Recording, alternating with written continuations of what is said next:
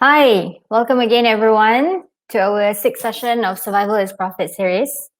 My name is Azra, and I am your moderator.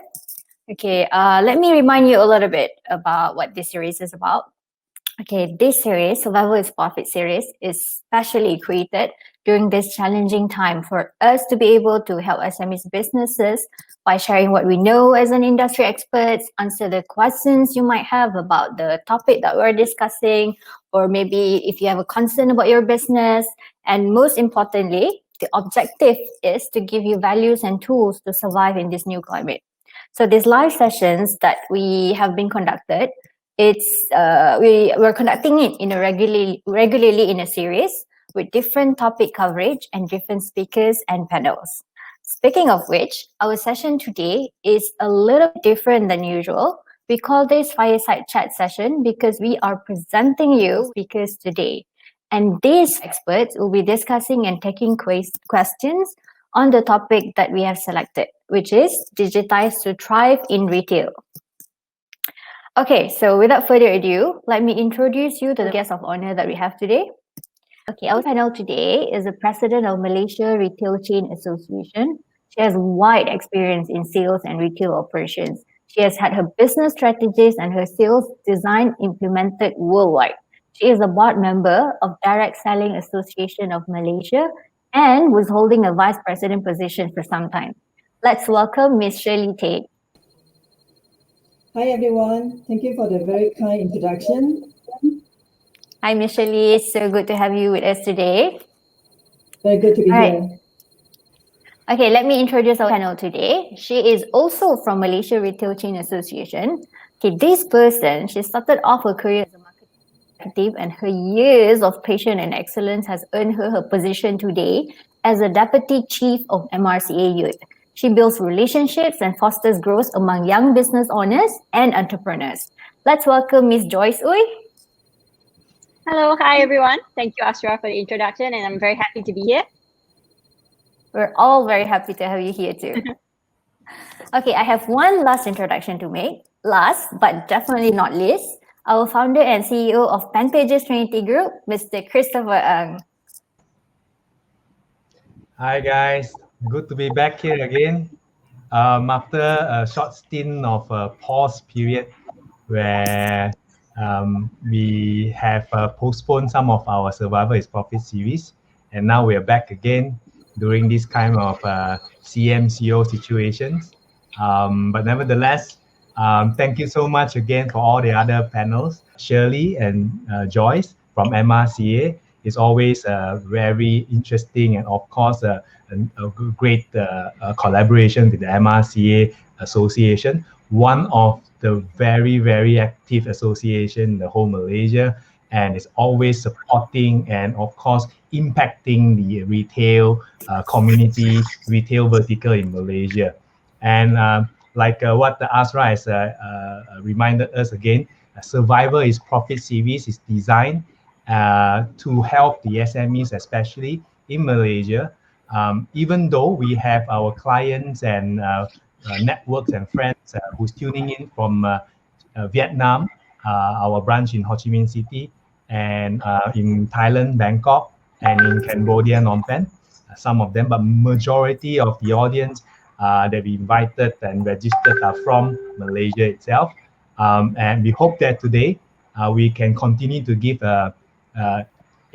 actionable insights for your business. And of course, now the hashtag is Kita Support Kita, right? So we are in hope that all of us here can share some of our experience, best practice, or even share some case study.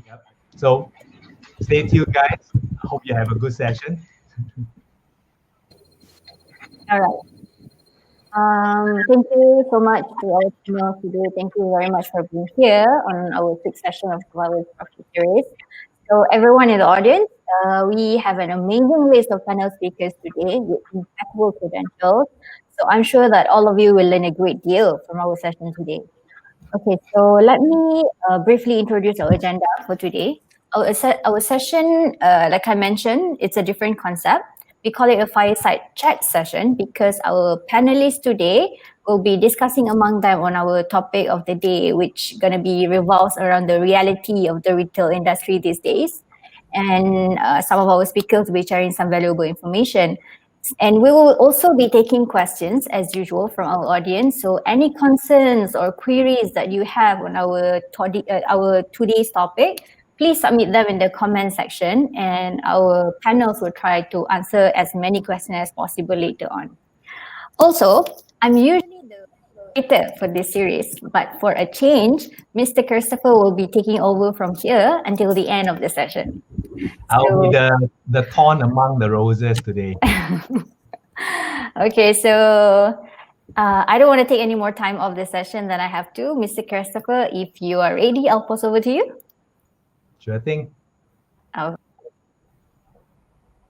So I think, like I mentioned before, today's session, we will cover a lot about different aspects of what the retail industry has a lot of questions about.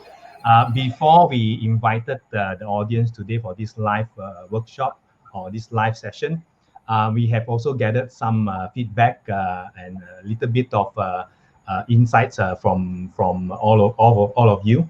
And we have also designed some of these topics to cover, like customer behavior during MCO versus CMCO and during it when it's open. And of course, how do we manage demand, and definitely like to cover a little bit on the customer relationship management, what to do and what to expect, and e-commerce threats and digital marketing strategies. So I think today, hopefully, all of you can get some sort of insights back to apply into your business, and of course, in hope to go through this pandemic together. So as the government has enforced the CMCO again, I think it's a perfect fit that we can cover this part first. And we come some case studies to cover a little bit on maybe like how to solve problems to ease the buyer's process, right? And of course, in terms of digital, how do you eliminate some of the barriers for your customers to engage you or to be able to do business with you, right? I think now possibly maybe we can dive straight into the fire chat. I do see there are some comments here and there, but let's hold those comments off later. You can continue to key in your whatever questions that you have for all of us. All right, feel free. We will open a window later on after this fireside chat to be able to try to address each and every one of your queries. All right, from business models to any sort of questions that you have for your business. If you want to learn about e-commerce or digital marketing strategy or even sales, Shirley here is like the expert in sales. She's a master in sales. And we also have like Joyce, who understands customer behavior in the retail sector. So feel free to drop in your comments or your questions.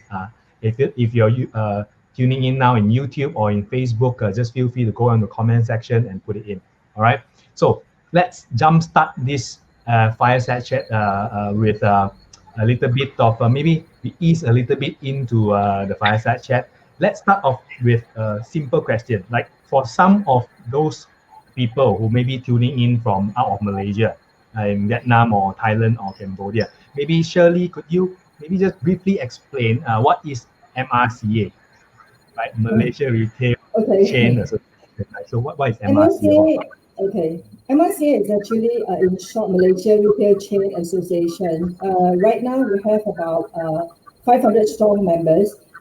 Most of us are actually in retail and franchise businesses. But having said that, we also have another category of membership, which we categorize as associate members. And they are doing business related to retail and franchise. As how you have rightfully described just now, MRCA is very active in our activities. Chris, we used to do very large scale activities, if you remember, right?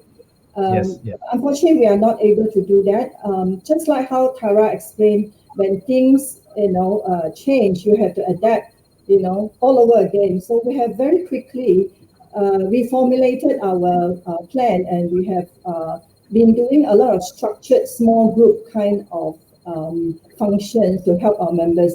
It has proven to be really, really helpful. But unfortunately, this round CMCO is again, being implemented. So that again, affected us. But we are very gung ho. We still want to help our members. We are trying a lot of ways, like having engagement with you, so that our members can get a lot of assistance. Yeah. Yes. That's basically I what I must remember back then we used to do a lot of trade missions that we together we travel with MRCA members. Yes. We go to Cambodia, Phnom Penh, and Ho Chi Minh for business networking to learn and see how other people are doing in other countries, other parts of the world. I think now with the COVID, we do not know when it's going to be the next time we can do that. I know. Right. Yeah. But it's in the pipeline. It's just waiting for the right time, Chris. Yes, yes. So maybe I throw in another question. This has been also asked through the survey that we done before prior to this workshop. What are some of the major changes that you have seen in customer spending behavior for the retail business? Maybe from MCO to RMCO and to now. Maybe Shirley, you could enlighten us a little bit on this. Okay, during MCO, it is very interesting. We realized that a lot of people actually would just need very basic essentials. Because of the fact that we are not allowed to get out of the house, everyone is confined at home, right? Yes. People just want to have their essentials, groceries, medical supplies, and I think generally everyone's spending dropped. Another big reason is because a lot of people are very cautious. I think they are worried about job opportunities and also how well their business will perform after the MCO. So when you come to RMCO, okay, things started changing. Still very cautious, but people wanted to then again give themselves a treat. They want to go back to their previous lifestyle of buying maybe luxurious items, fashionable accessories. I mean, I was the first one who ran back to the shopping mall to get some nice shoes and clothing for myself. I guess this is very much the Maslow hierarchy of needs. When you have your basic needs met, you would want to actually have other needs met as well. Our retailers were happy, with RMCO, though things were improving slowly but surely.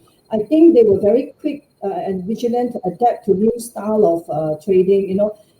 E-commerce, online purchasing has definitely helped them a great deal. They adapted, even though it was very painful. We were hopeful. While we did not see the light from the end of the tunnel, we were gung ho. Our retailers were really making a lot of forward adjustment. Very sad that recently, because of the surge in terms of the number of infected cases, we are into third wave right now. And you look at the past few days data, it's scary. And of course the government has no choice but go into CMCO. So if I were to talk about a curve in terms of expenditure, I would say MCO down, CMCO up, and now RMCO up, right? CMCO down again. Right. So this is the observation. I see. So I think it's very unpredictable, right? We also do not know when this is going to be prolonged and the curve up and down. I think one of the main pivot methods are to be able to digitize your business as much as possible and to be able to do business online, or possibly do business online and transact offline. I think that will be the way moving forward. Thank you for that. Yeah.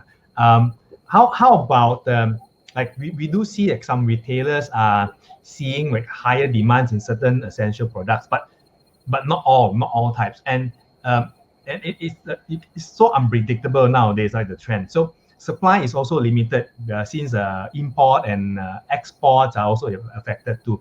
So I think many retailers are questioning this, like if they don't restock now, they may find themselves with no supply.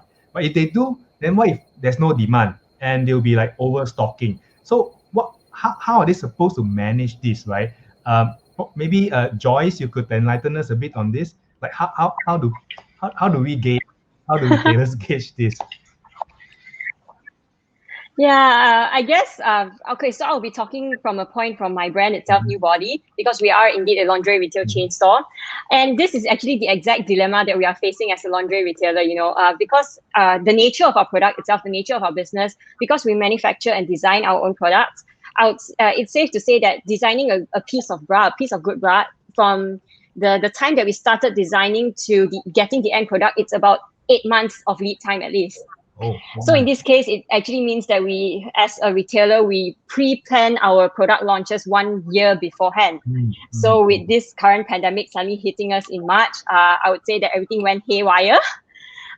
So in this sense, we are also constantly trying to see how to balance in between our inventory, in between like stock flow versus stockpiling, because the last thing as a retailer we want is to have all our cash being stuck in stocks. Yeah. So I think one thing that we are very fortunate is because we do have data to tell us all these things, like what Tara mentioned previously, data is king, right?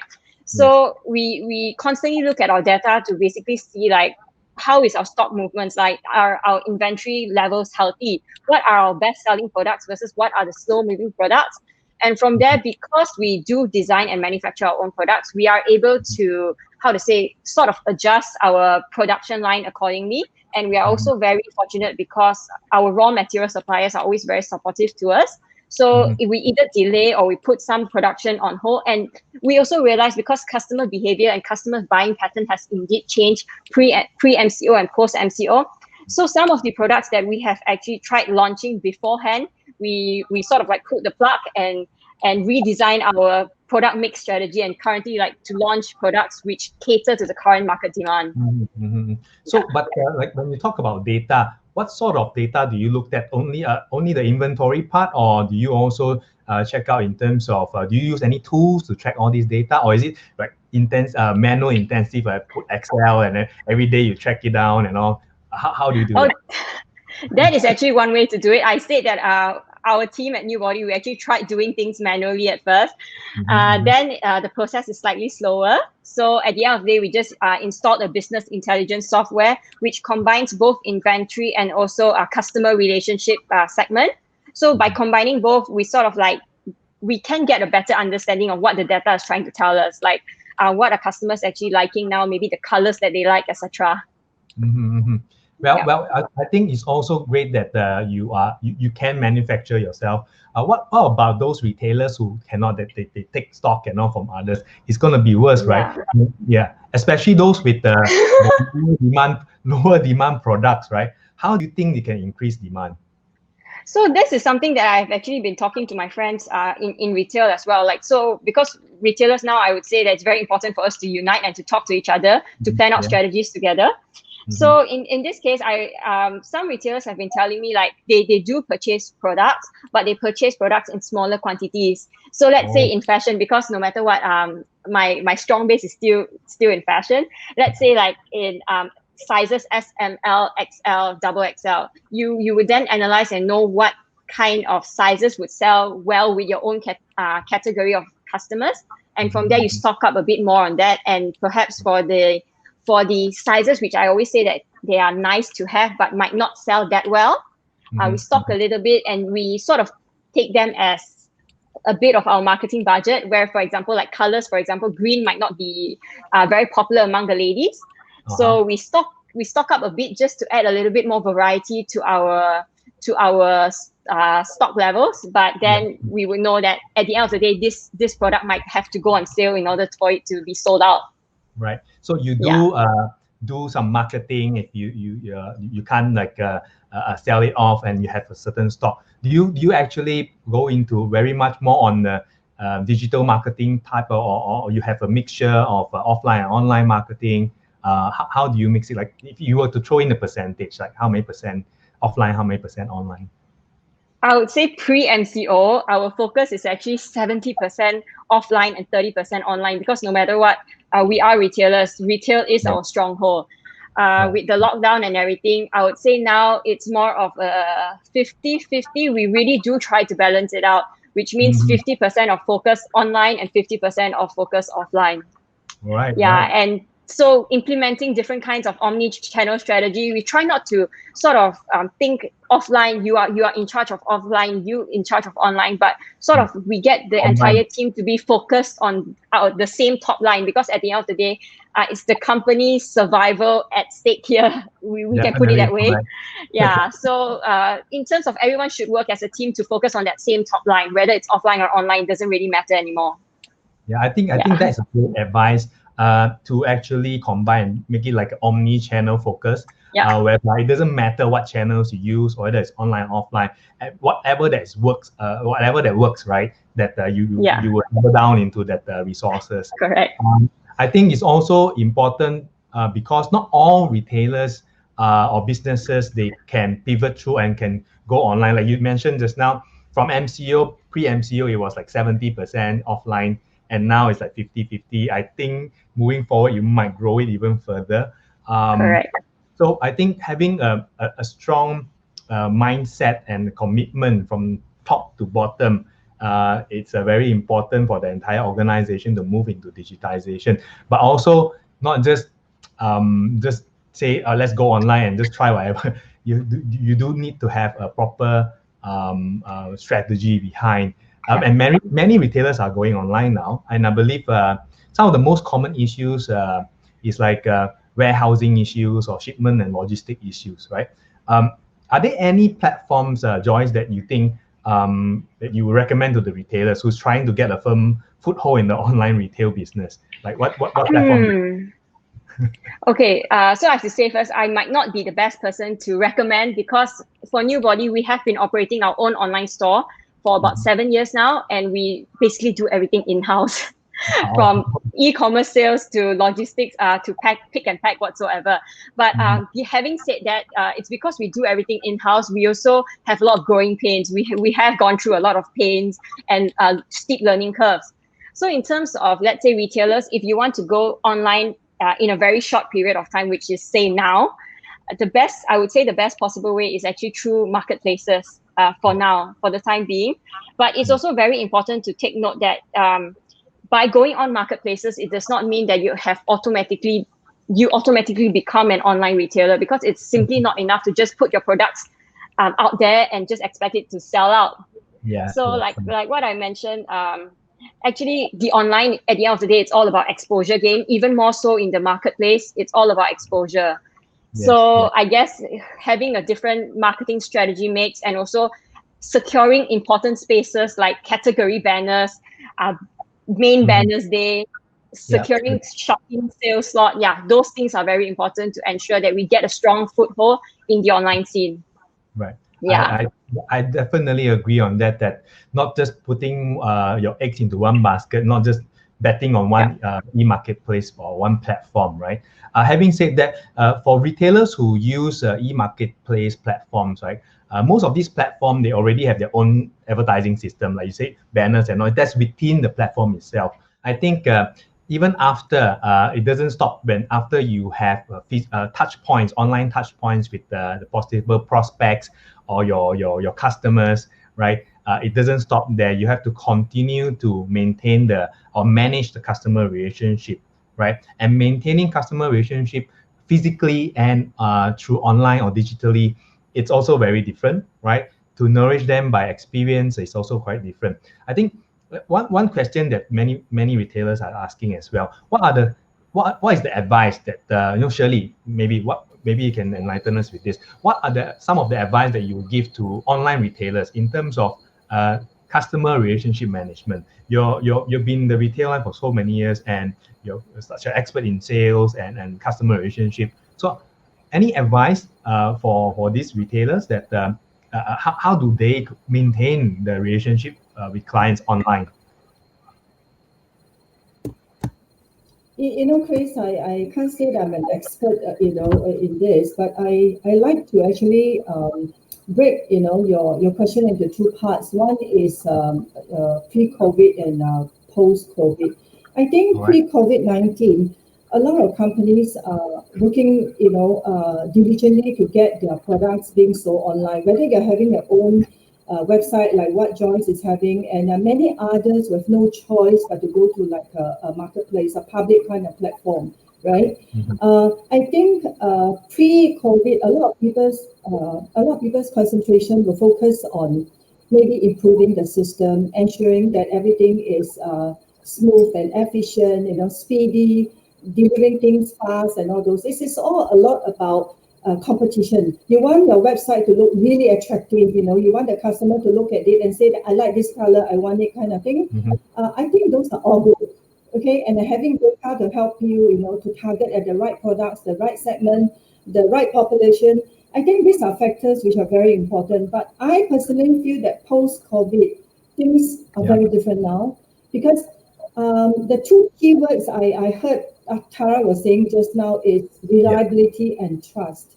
Because I feel that customers are very much looking for a long-term relationship. At this very crucial moment, they want to be treated very differently. What kind of personal touch you put into your customers' need. Like, for instance, if they order something online, are you quick enough to react to their demand? And at the same time, actually following up with them on the after-sales kind of service, It's a lot to do with personal engagement already. While you have your platform already so well done up, everything is smooth and running, there's no hiccup. But I guess everybody is now competing, for who can retain the customers. Am I not right? Because why would I want to go for your facial mask when I go for another brand? I would want to go for a brand that can support me in terms of making me feel very comfortable. Let me share an example about insurance. Now, I learned this from one of my EXCO members. She is actually handling insurance, right? In the past, she was saying that she goes for a really large scale kind of coverage. Like if you have a disaster, if there's a fire, how do you cover them? She no longer wants to do this at this time right now. It's because she has to understand the customer's need. What is it that can protect them from future, adverse impact, worse impact than currently? And also, she's very quick to tailor everything into a smaller modules now. It's just like, okay, at the same time, it's very difficult. Financially, it's not possible for you to partake with me to take a large, insurance coverage, but can I help you to do a smaller modular kind of packages? And I'm taking care of your needs now. So to me, I think post-COVID is all about customers' relationship and trust. Yeah, having PanPages, Trinity to help us with a nice website, it's important. But at the end of it, every one of us is competing. So it's who get, to have the customers to want to deal with them always. Like what Joyce was sharing just now, she's sensitive with customers wanting to have different variety, but she's also quick to come up with like sizes which the customers want. It's nice to have S size all the time, but maybe in reality, everybody is going for large. So how do you actually meet the demand of your customers is very important. It, of course, boils down to data, but other than data is also a lot to do with interaction and how you get connected with them. That will be my thought. Yeah, I think whether it's offline or online, I think the fundamental is still the same, right? It's kind of engagement, communication, and being to understand your clients and to be able to have a real-time conversation. I think through experience, as an Alibaba pioneer partner for about 11 years now, we're one of the first out of China Alibaba partners appointed by Alibaba.com. And one of the things sad to say throughout this more than a decade, one statistic that really hurt my heart a little bit is when I see the average response time for a Malaysian, right, is one of the lower ones in the whole Southeast Asia. Like China is like real-time response. Malaysians take 1 or 2 days average to respond to the inquiries. So it's but it's picking up, which is good. So but a lot of education and a lot of hand-holding to be able to, and like to get them to change their mind, But I think you point out very correctly. It's about the interaction and engagement with your clients, right? So in terms of this customer relationship, how has it changed? Joyce, can you share how has it changed and for you, for you and New Body, how has it changed, and how do you manage your client expectation now compared previously before the COVID and now? What was the main difference like?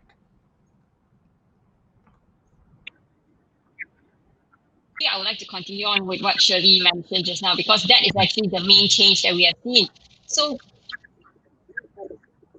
customers, they perhaps purchase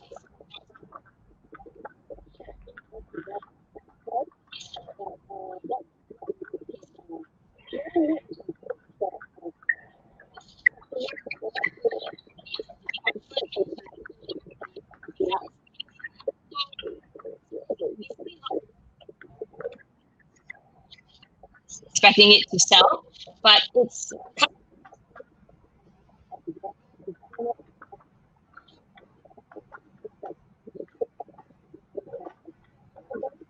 Yeah, right. I think there's a lot of like clients like nowadays. Also, the expectation is even like getting more. They have more demand. Yeah, Right? They are more impatient. They are more demanding because I think it's also like spoiled for choices, right? Spoiled by choices. Like online, you go there. And there's like tons of your options there that you can choose from. I think that also raise up the bar in terms of customer relationship management. Well, I think microphone got problem. oh yeah, I can hear you. Yeah. So anyways, would you like to repeat what you shared just now? I just touch a bit. Basically, I would just like to continue on what Shirley said. Data is the start of everything, but it's definitely not the end. Nowadays, especially post-COVID, what customers are actually looking at and what customers actually really appreciate is comfort and connection. Yes. And how to say, previously, all our touch points, we would say we focus a lot offline, where we create customers experience, customer connections offline. But now it's how to bring all those connections into the virtual channel, because that is where the majority of our customers would buy things now. I would say the biggest change we can also see is that in order to manage customers' expectations, we need to be reachable. In this sense, is that how should I put it? Post-COVID, I would say that we aim to create human touch points across our brand, and this includes like even having live chats being implemented in stores, having our consultants in stores to WhatsApp group with our customers, to always be able to connect with our customers, so that to ensure that when our customers are looking for us, we will be there to connect with them. Yes. I think that's very, very important. I think to put more resources there to keep the touch points really, really active, and of course to have more communication with the clients. Well, thank you so much, Joyce, for your sharing. Maybe we take one more topic, and then I think there's a lot of comments there, a lot of questions boiling up already. Before we go to the picking up those comments, what would the retailers expect, or is there anything you think that retailers should do in case there is another MCO or EMCO, right? That will be announced later on. What if there's an EMCO, right? Maybe Shirley, if you could take this. What if it gets worse, like another lockdown, full lockdown happen? I think I seriously think that will be a nightmare. I feel that after the first MCO, our retailers have learned to adjust and adapt, right? I think they have quickly make lots of adjustment and changes to tackle this kind of problems. If you ask me if there's another MCO, what will happen? Firstly, I don't know about the government side, whether we can continue to expect them to give us a lot of stimulus packages, because as far as I know, reading from a lot of financial data, the government is already in heavy debt, and they have significant fiscal deficit as well. I feel that having mentioned that the retailers are better in terms of facing the next challenge, I would really advise that the retailers out there, especially the smaller ones, to do a few things. First, I think consolidation is very important, because you really need to look at the number of branches you have. If you have a few, you should really just retain the better performing ones, the branches, the outlets, and also the line of products that you have. I feel that everyone needs to streamline, because you need to cut the investment, and I know that there's this thing called angel investor. It's not that it doesn't come true, it would come true, because there are a lot of very successful corporation out there who. Oh, I think that she got cut off. You're back. Okay, sorry, you got cut off as you were saying. Yes. So I was saying that there are some investor out there who can help you. You probably want to look at, because they are always on the lookout of doing a physical investment. Teaming with them will probably help as well. Yes. I think also find funding, and of course to last as long as possible, right? But also to be able to transform and pivot your businesses so that it can get traction later on. Something painful to say, Chris. Yes. Really, if you are very sure that your business is really bad, you probably want to consider, closing down, so as not to accumulate, bad debts and also losses. I'm sorry if I offend you by saying this, but I hope you come back again. Be a fighter, and you will do well again. Yeah, but just don't accumulate losses. Just make sure you live to fight another day, right? It's also take a lot of guts and bravery to be able to understand and to make that hard decision. If somehow some of your business model or some type of your business really could not withstand this kind of situation, it's better that cut losses, stop it first, while later on you live on to fight another day, right? I think that's a very real and very honest advice, right? That not everybody can take. Yeah. But thank you so much, Shirley, for your insights. There's a lot of comments that's piling up. Let me find some that is that may be directed to others. Okay, maybe we have. All right.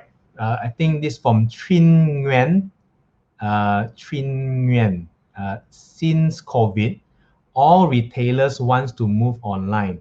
I feel that the process cannot be perfect, just have to be fast. What is the main things we need to prepare to go online? I think Trin Nguyen sounds like you're from Vietnam, right? Unless you are Vietnamese staying in Malaysia, right? So since COVID, all retailers want to move online. I feel that the process cannot be perfect, just have to be fast. What are the main things we need to prepare to go online? Joyce, you want to take this a little bit before I jump in? Okay, I'll try my best. So I guess that's correct. Actually, we cannot emphasize a lot on perspection now, because now time is money, money is time, sort of thing. So I would say the very first step is definitely, if you cannot, because let's say if to build your own online store, it would probably need to take 3 to 6 months at the very least. So the main things to prepare is firstly to know what sort of products you actually want to put online at the very start. Because then again, we need to know that we cannot be greedy here to try to put everything and anything online and just hope that it sells out the shelf. I would prefer that we would know, let's say, the different marketplaces, Shopee, Lazada, Zalora, whatnot, to know their own very unique customer base, and to basically know the strengths and weaknesses of each platform. And from there to craft out a product mix and pricing strategy specifically for those online store itself. And we are also very fortunate because we live post-COVID. Now we can even do business via WhatsApp business and also Facebook business, where we can create our own online shop. So these are the different kinds of platforms that we can use now, and basically just to craft out a right product mix with the right pricing strategy. Yes. I think it's a very spot on advice. Having a good product mix and your strategy moving online, but also to be able to understand where your target audience are, right? Some of them, we have friends from multiple different sort of industry who have only one Facebook page, or one social media page, and they can do some business online already. But of course, having more sorts of online or digital presence is better, because different presence or different type of channels have different purpose or different usage of marketing or for retailers or for business owners to tap into. Right. Okay, let's look at another question here. I think that is directed to me. Wong Sok Ching. I have a friend in retail who tried selling online but failed. Can you advise how we can do it successfully? Well, there's no special formula or no one type of answer. It takes some time to research and to understand. If you have some sort of data, then yes, then we can identify and fill in those gaps. But if you do not have, then there's many factors. It could be from a business model perspective, whether operationally are you fully ready. Some of our clients we have experienced before, they jump into digital marketing. They have websites, they have their Facebook, Instagram, Twitter, everything ready. But then when the leads come in or when the possible prospect come in, they're not ready to sell online. The entire organization is not wired to have the muscles to go through that whole process. So it's also good that you want to look at your operational proficiency, whether you can have an engine to do online business or not. And of course, like I said before, there is like experience, like having response time and all. Sometimes you engage another agency or you get your marketing team to do good marketing, but then your salespeople or even they don't respond in the timely manner, or even the way they respond is a little bit different because of language issue. We have experienced before that some clients, the salespeople or the person who responds to those inquiries, it's not saying rude, but probably because of the language, they don't know how to put it in a nicer way. So it's good that we see that some training for client engagement or client success or client experience is also good for the team. So there's many factors so it's best if we can you can one thing Wong Sok Ching, what you can do is by the end of the session you will see there's a worksheet. Okay, the link to a worksheet, and if you want to, you can actually key in fill in the worksheet. So we will also reach out to people from MRCA or Google or even all our other partners to see and try to find those answers or try to help you design an action plan so that you can implement it in your business immediately, right? So to advise you how to do it successfully, that's why we're in business in the first place, and definitely our passion. And I'm sure MRC as well, this association is also geared up just to do that, to help retailers around Malaysia to go abroad or even locally, right? So let's take another one, all right? We have Jess Wong. Jess Wong is asking, many things to worry about for us in retail. But in your opinion, what is most important we need to focus our concern on? Maybe Shirley, you could take this. I would think that you need to worry about your cash flow and your reserve first. Why I say that is because sustainability very much is dependent on how long you can last. So do a very detailed analysis, have a contingency plan. You really have to look at your business in starting off with maybe a negative way. Why I say negative is like, okay, if you drop, your sales drop 20%, what will happen? 40%, what will happen?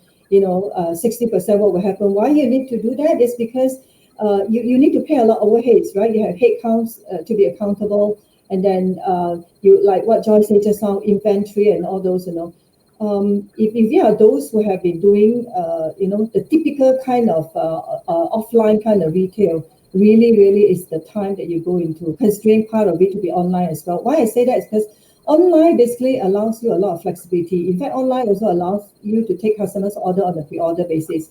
And then you can do business on a 24/7, every day people can go online. You're targeting at a bigger audience.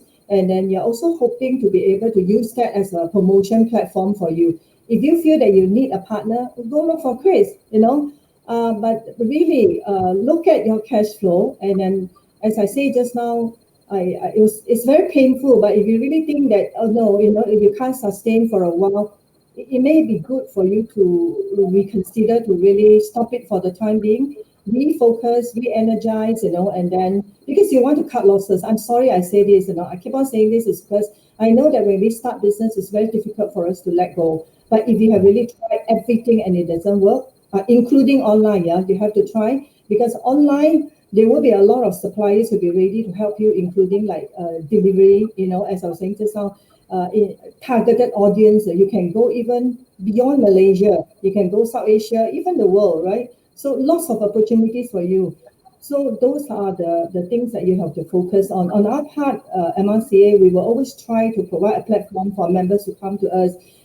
Hence, we have been speaking to government as well. We are in constant, engagement with the government agency, even bankers.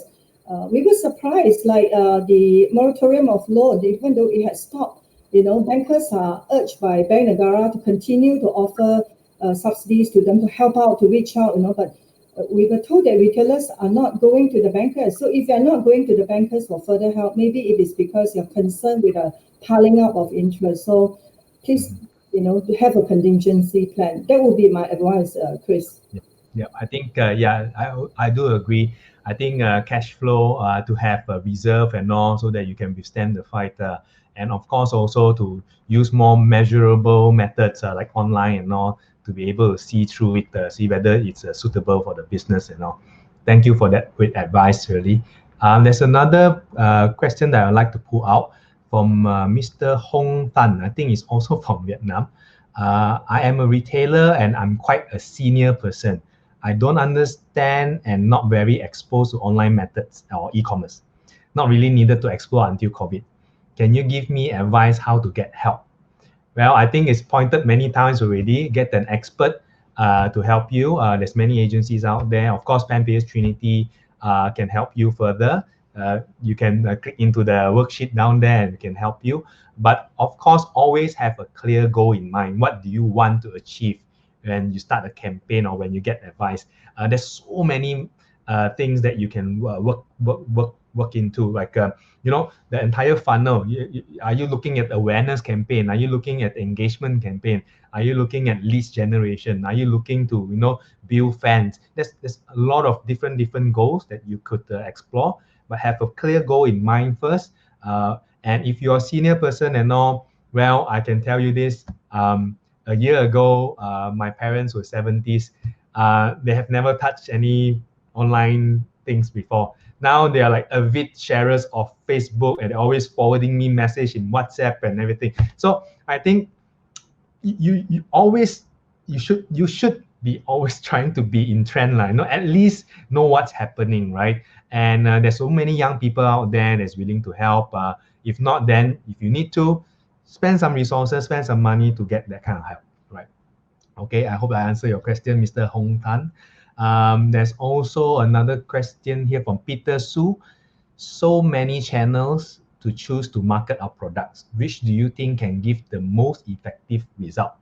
Well, if I tell you whatever channel, let's say I say Google is the best channel and everybody goes there, then it won't be effective anymore, right? So it's no one channel that is effective. It's more about where your target audience are and how do you want to engage them. So there's no formula, there's no special like 1 + 1 = 2 answer for you.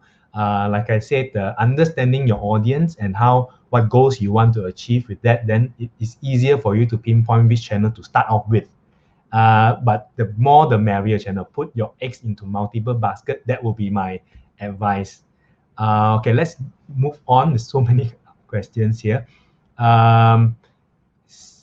Edward Poh, seeing that the ad space is getting more and more crowded and competitive on social media, are there any alternatives to only running ads through social or search?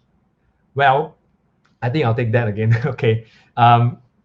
Edward, I think there's so many options nowadays, right? There's content marketing and all, but through statistic that we see post MCO, very funny thing is the engagement or the effectiveness of email marketing came back into play, right? Somehow or rather, that it's an actual fact now. Maybe before MCO, before people was locked into their houses and all, email and so many spams and all, so people just don't really read about it. I think after MCO and all, that became a trend. So a lot of people read through all their emails to double check and all. So I think that is one. There's also a few more. One of it is video, short video clips and all. So now more and more video formats content is preferred, right? So if you should go into some sort of video content rather than the old school just photos or descriptions or copywritings, right? So videos is also a lot of all these options. But having said that, there's so many, right? There's so many alternatives. Content marketing, I always believe in it because content is always king, right? When you have great content and all, you get to engage your clients and all, and you have a good operational proficiency. So from top to bottom, from the biggest boss to the lowest executive, everybody is committed to go online to give good engagement for your clients and all. Then yes, I think you can explore so many other options.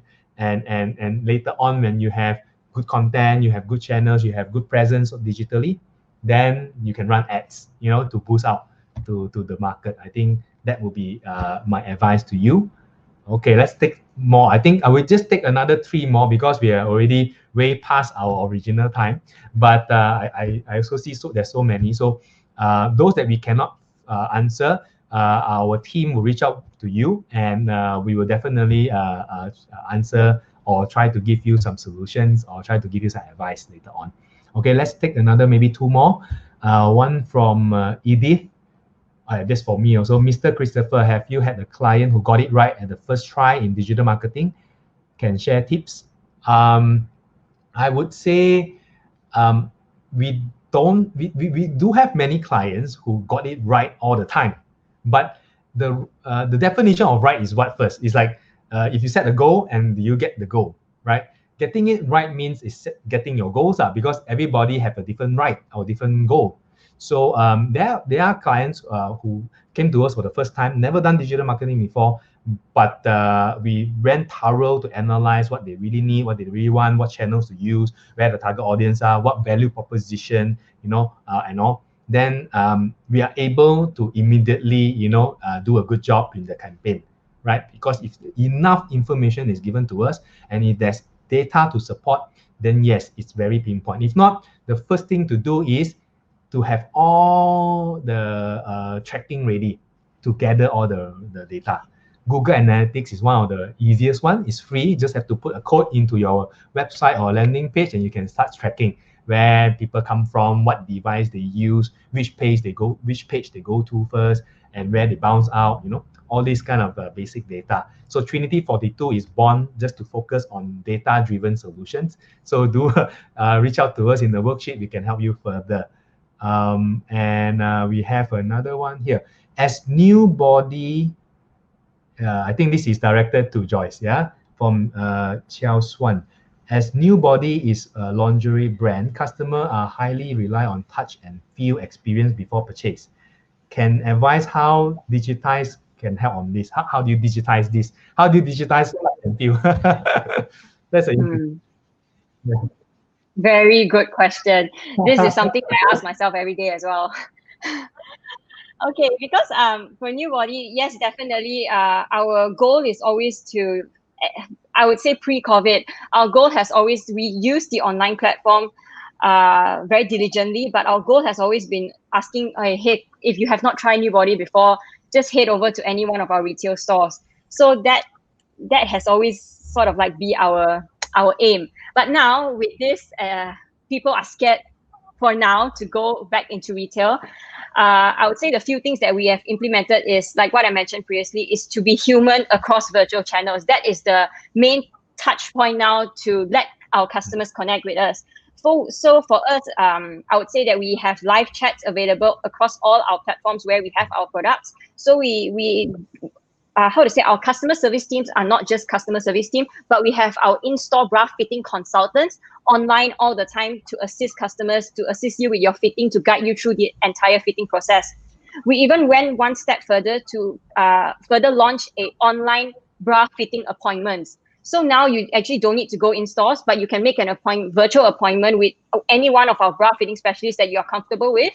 And they can just talk to you and guide you through purchasing the product that you want through maybe Google Hangout or even Zoom. So that is something that we are implementing. And last but not least, I guess, is to recreate, because no matter what, women, we like to, and our target market typically are women, we like to look at beautiful things. So our team is always trying to beautify our website, make our products as realistic and as true to the real product as possible. Yeah, and also to have a very detailed size chart and a very detailed sizing guideline to let our customers have the confidence to purchase with us. And we also tell them, hey, if it does not fit, feel free to, we have a very strict return and exchange clause, but we do allow our customers to return bras only if they are still in its original condition within, let's say, 3 to 5 working days. Yeah. Cool. Well, I never knew that we can do virtual bra fitting. It's something that we are trying. Yeah, I think there's no limit to what we can do, right? It's more like whatever that the clients needs and all. I think with the digital and all, we can actually find alternatives and all. I think that's a great advice, Joyce. Thank you for that. I think we take one last question before we go off. Okay. I think this is quite an interesting question. Hi, from Nelson Chai. Hi, a lot of us retailers face a big financial impact. How do we adapt our business model to reduce costs and conserve cash? Actually, just now Shirley did cover a little bit on this. Maybe let's direct this last question to Shirley. How do we adapt our business model to reduce costs and conserve cash? Yeah, as I was saying just now, I don't understand, Nelson, which trade you are in. If you have been an offline retailer, meaning you run outlets and all those, you probably want to consider going online, really, because that will help to cut down your operation costs a lot. And as I was mentioning just now, you probably need to consolidate now and look at your P&L in a larger scale. See which are the redundant places that you can cut off. Like, sad to say that I don't encourage you to retrench staff, but you may have no choice. You know what I mean? If they cannot sustain, you cannot help your staff as well. So look into possibility of first getting your cash flow ready. If you have insufficient reserve, find ways to do it. How to find ways to do it is that, of course, the first person that would help you will be your banker.